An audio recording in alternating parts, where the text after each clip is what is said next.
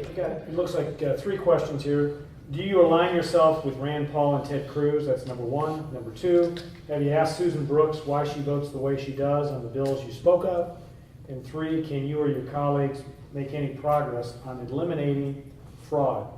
It's a huge problem with entitlement programs. Yeah, well, eliminating fraud, first off, I think regulatory reform is a good start to do that, because a lot of power has been taken away from the executive, or away from Congress and sent to the executive branch.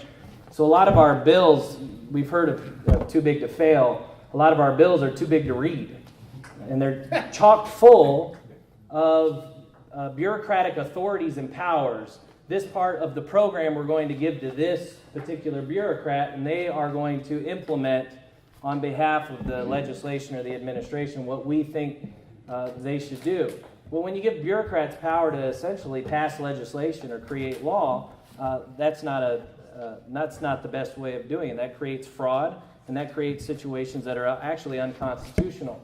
The other one was mentioned before, No Child Left Behind. The government uses their ability to give waivers and exemptions from bad pieces of legislation in exchange for them implementing something that the people haven't even voted on. And so that's one area that was brought up earlier, and that happens in all kinds of pieces of legislation. The other part of that? The second question was, have you asked Susan Brooks why she votes the way she does? Well, before, in the last election, when I supported David McIntosh, I'm okay saying that, and when he did not win, I called the Brooks campaign and asked them very specific questions. And I was told that as a first-time candidate, she was working her way through deciding what her position was on monetary policy, what her position was on this, and to go to her website.